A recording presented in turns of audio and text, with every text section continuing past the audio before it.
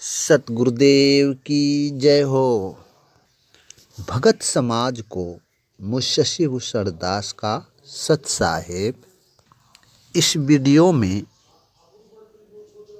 परमात्मा की प्रेरणा से मैं उन सभी भगत समाज के वैसे लोगों तक बात रखने का प्रयास किया हूँ जो मैनेजमेंट के बहकावे में आकर सतगुरुदेव जी के नाम को बदनाम करने के लिए पुस्तक बांटते फिर रहे थे।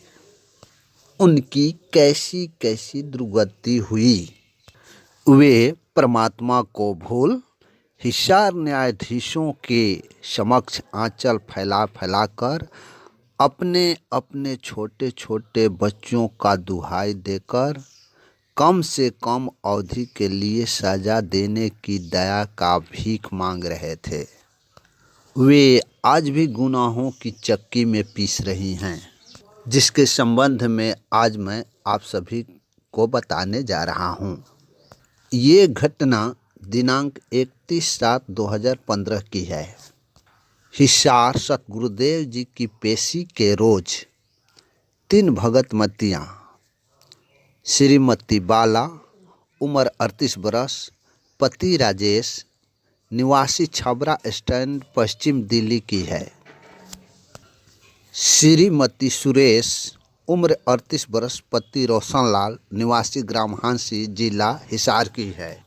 तीसरा रानी जैन उम्र 40 बरस, पति शिवचरण, निवासी गोहना, जिला पानीपत, हरियाणा की है। ये तीनों मैनेजमेंट के बहकावे में आकर कोर्ट कैंपस के अंदर पुस्तक एवं पंपलेट बांटते पकड़ी गई एवं FIR दर्ज कर उन्हें जेल भेजी गई। FIR नंबर 440 सन 2015 दर्ज हुआ। संक्षिप्त रूप में यह केस है कि दिनांक 31/7/2015 को लेडीज SI सरोज बाला अपने पुलिस कांस्टेबल के साथ न्यायालय परिसर में पेट्रोलिंग ड्यूटी पर थी कि उसी समय सूचना मिली कि रामपाल जी महाराज के 3 स्त्री अनुयायी न्यायालय परिसर में सार्वजनिक शांति को भंग करने व विभिन्न समुदायों के लोगों के बीच शत्रुता उत्पन्न करने व भारतीय संविधान के तहत स्थापित न्यायिक संस्था के मान प्रतिष्ठा में हानि पहुंचाने के नियत से पुस्तक बरवाला की घटना की सच्चाई एवं पंपलेट वितरित कर रही है। सूचना पर तीनों को गिरफ्तार किया गया।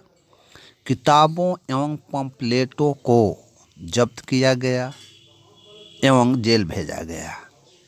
इन्वेस्टिगेशन पूरा होने के बाद पुलिस के द्वारा चालान पेश की गई, जिसके आधार पर न्यायालय ने दिनांक 5/10/2015 को अभियुक्त श्रीमती बाला, दूसरा श्रीमती सुरेश, तीसरा रानी जैन के विरुद्ध धारा 153, 153A, 504 एवं 505 उपधारा 2 के अंतर्गत भारतीय दंड संहिता के तहत आरोप गठित किया गया और विचारण प्रारंभ की गई।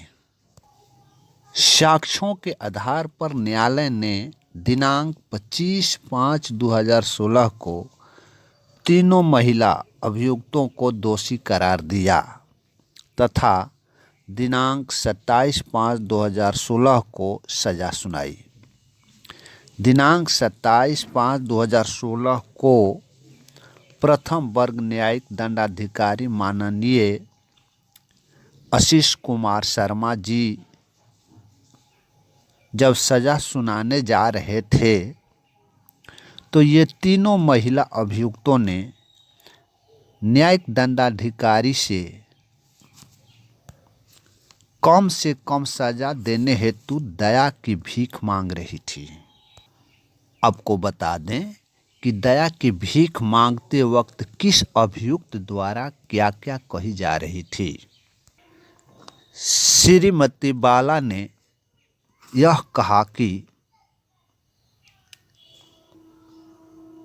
अर्थात दया की भीख मांग रही थी कि वह एक विवाहित स्त्री है, इसके छोटे छोटे बच्चे हैं जिनका देखभाल करना है, वे हैबिचुअल अपराधी नहीं है, ये उसका पहला अपराध है और इस केस में वे बहुत पहले से ही हिरासत में चली आ रही है।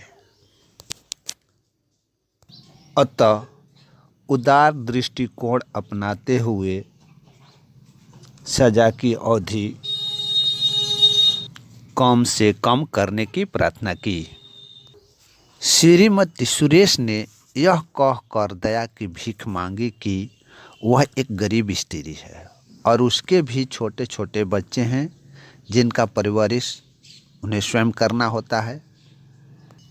अतः उदार दृष्टिकोण अपनाते हुए सजा की अवधि कम से कम करने की प्रार्थना की।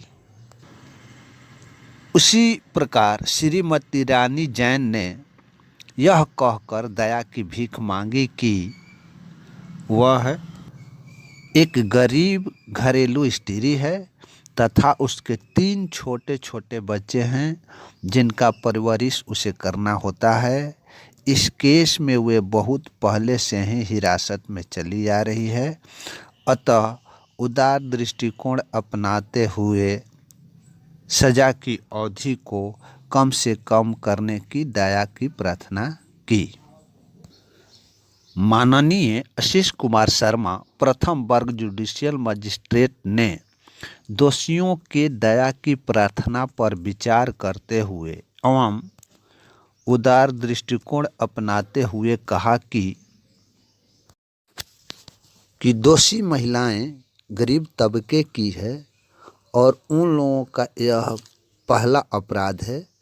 यदि इन्हें लंबे समय के लिए कारावास की सज़ा सुनाई जाती है तो इनके छोटे छोटे बच्चों का जीवन खराब हो जाएगा। इन दोषी महिलाओं के पश्चाताप की रवैया, उनकी उम्र एवं चरित्र तथा अपराध की प्रकृति को देखते हुए मात्र 10 माह की सज़ा सुनाई। ये सभी महिलाएं 31/7/2015 से 27/5/2016 तक जेल की सलाखों के अंदर रही।